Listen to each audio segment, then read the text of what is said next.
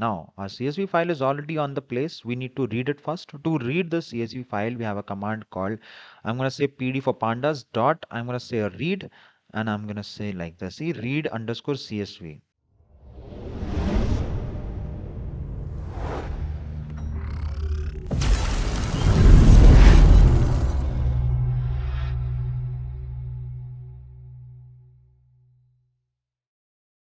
Hey guys, welcome to our channel Coders Arcade. This is Ashank David, and in today's video, we are going to talk about Pandas data input and output. How you can use Pandas to take data input and output, and you can do a lot of things with it. You can create a data frame out of any source that you see, like CSV or Excel or any web page. So you can do web scraping also. A lot of things we can do from Pandas.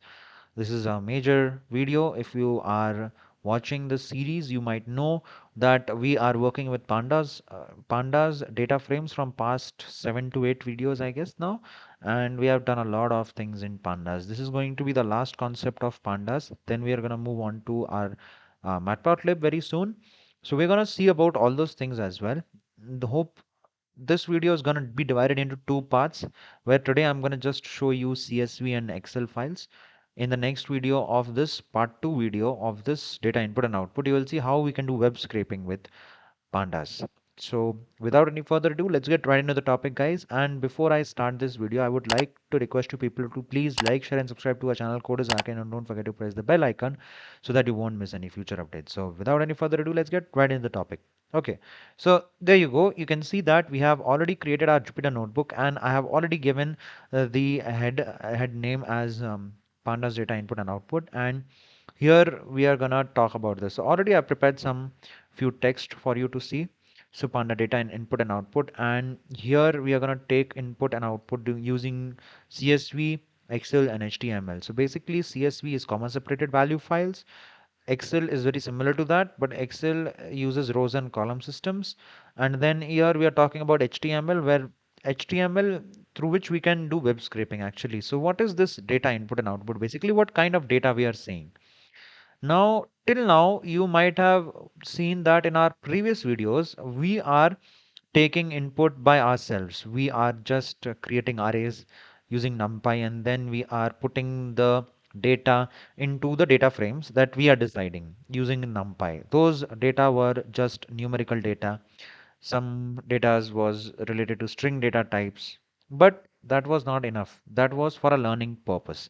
But now in this video, I'll tell you how you can basically fetch any type of data from any type of third-party file. Like it might be a CSV file, it might be an Excel file, or it might be any web page. Using pandas, you can take out the data, you can convert that data into data frames, and then you can work on it.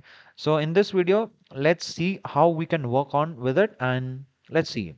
We'll go into the topic main and let's start. So you can see here I've shown you first reading and writing with CSV. So first thing first, you need to import these three libraries here in this case, that is pandas. Of course, we are working with the pandas data frame, and you have to import bs4, which means beautiful soup 4. Now beautiful soup 4 is a very popular library for web scraping, and you have to first install it into your system. You know how to install it, right? You have to open the anaconda prompt, and from there you have to install bs4. So you already know how to install these things, right?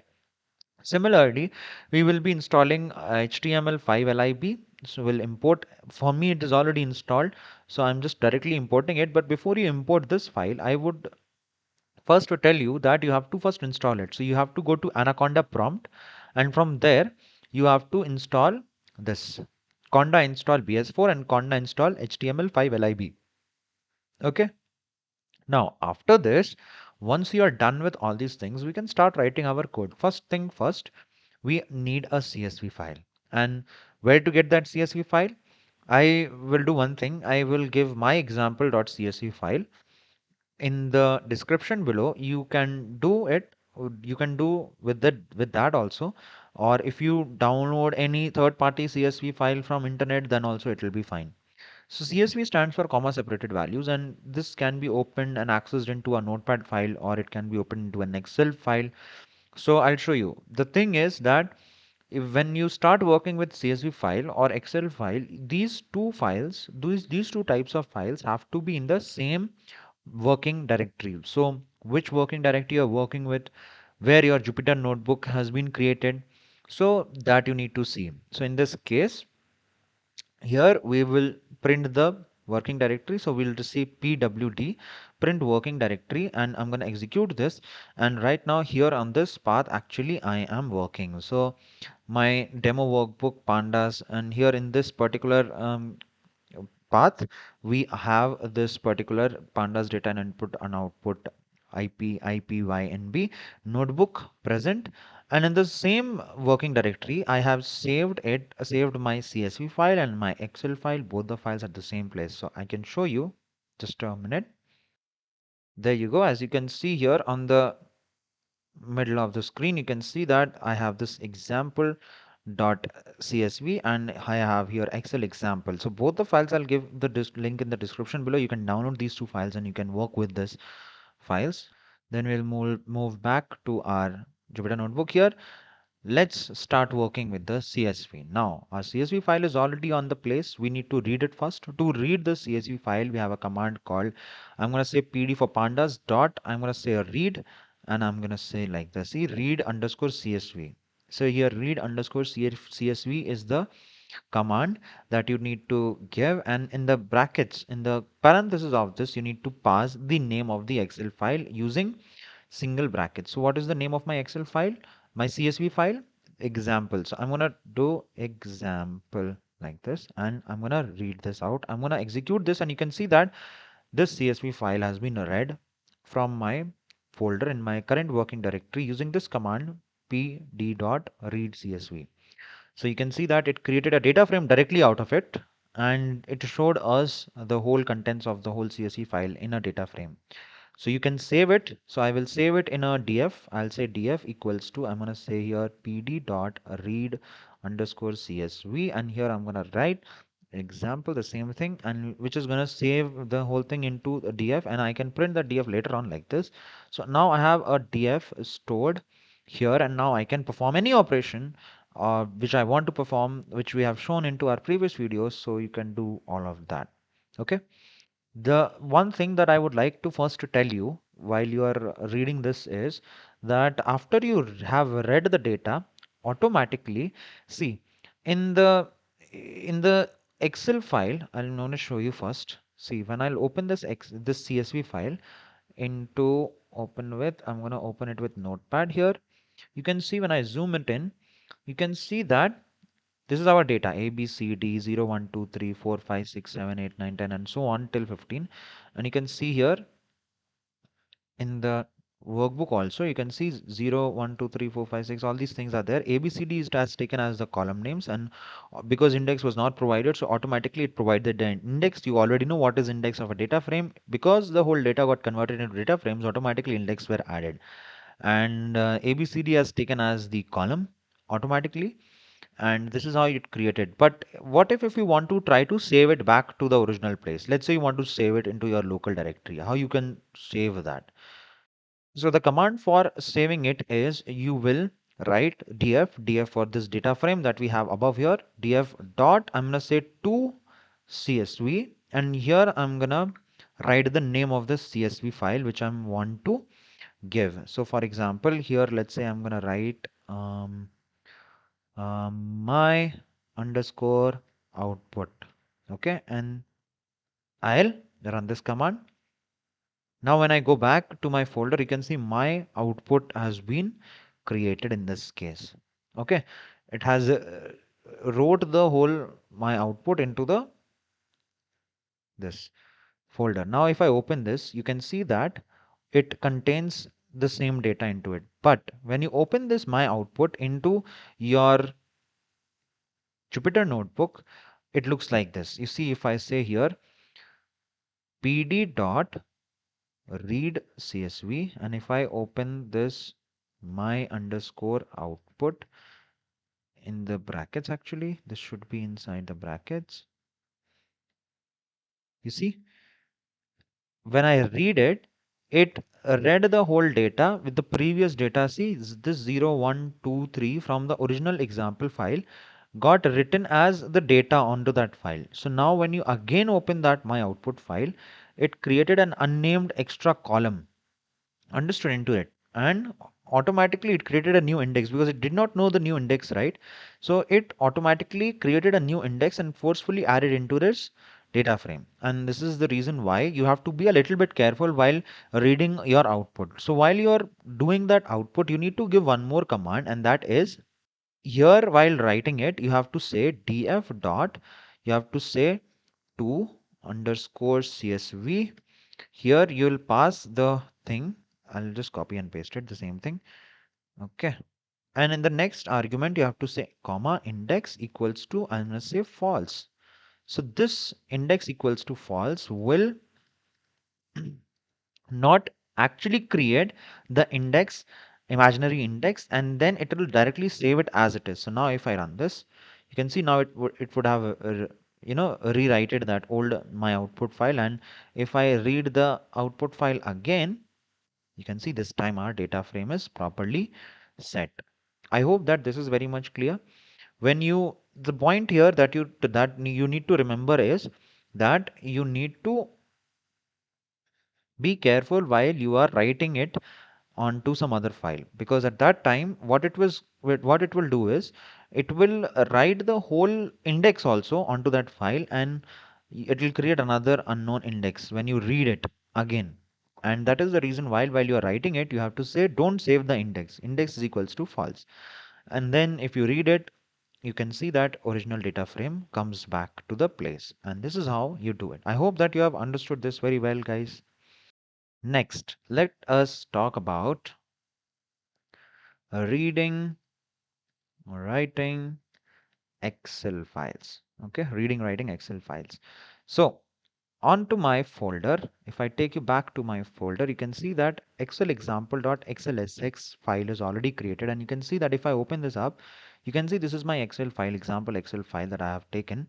And I need to read this Excel file just like how we read a CSV. Similar way you will read the Excel file. The only difference here is that you need to now give an extra argument here, which is the sheet number. So sheet number has to be given. Let me tell you how to do that. I'll go back to the workbook here, and just like how you read the CSV, similar to that you will read the Excel file also. Let's quickly see how you can do that. I'm going to say here pd dot read underscore. Now you have a command called Excel. Okay. Now in this, first of all, you need to give the name of the file, and then you have to give the sheet name. So to do that, what is the name of my file? Excel example.xlsx. I'll copy this and I'll just paste it inside the string dot xlsx. You have to give the format of that file also. Okay, comma. Now you have to give the sheet name also. So sheet name equals to, what is the sheet name? Should be sheet 1. Okay, equals to sheet 1. So this was the sheet name here. And now if I run this, you see that it read that example Excel example.slxs, and here it is gonna print that for us. Okay. Now remember, you have to give the sheet name. This is the only extra parameter that you need to give while you're reading the Excel file. Onto CSV, it was not there because CSV can be opened into Notepad, or it is not the proper Excel interface. Even though you can be saving the CSV into an Excel file, but CSV by default will not have a sheet name. But here in this case, sheet name is there in Excel file because it's a feature of Excel. So while using this command, you have to explicitly type the sheet name also. Okay. Now the same problem happens with Excel file, like how we saw in the CSV file, that we need to save the indexes as false, because when you write the same Excel file into the Excel, again the same problem happens like how we saw here. It will create an unnamed extra index. Okay. So you have to be very careful while doing that. Okay.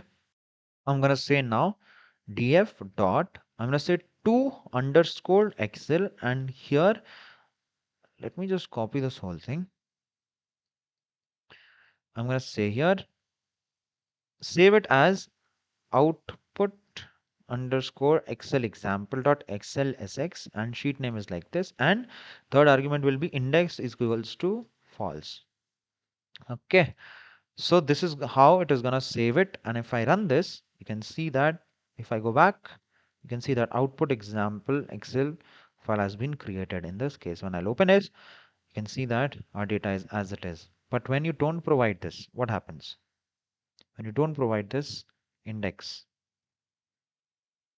you see. Well, first let me just read that Excel file again. I'm going to say here pd dot read pd.read underscore excel, and here I'm going to say the output excel example, and the sheet name is this. Okay, so see, it is printing like this. But what if I do index false, and then if I do it, then if I run it, you can see that again the same problem happens with the Excel file. So that is the reason why you need to write the index is equals to false argument always, and this will make your whole thing easier. Okay guys, I hope that this is very much clear. This is how you can read and write onto Excel files, and I hope that it is very clear to all of you. Well, these two libraries we did not use as of now, BS4 and HTML5 LIB. I'm going to create a part 2 video on that. At that time I'll tell you how to install that, and how to work with the HTML files, doing web scraping of HTML, and we're going to use the same, almost the same concept. I'm going to use the pandas in order to create the data frames, which is fetching the data from the internet. So basically that will be a web scraping. That is going to be a dedicated video, part 2 video of the same video. And that's it. I hope that it's very clear. It's very easy to read and write these CSV and Excel files though. And I wish you should practice this first, because if you know how to do this, it becomes very easy to do web scraping also. So that's it guys for this video. I hope that you have liked this video. If you have liked this video, tell us in the comment section, and if you have any doubts, you can ask us in that comment section also. Give us a thumbs up, and don't forget to like, share and subscribe to our channel Coders Arcade. And that's it for this video guys. This is Ashank David signing off. I'll see you guys in the next one.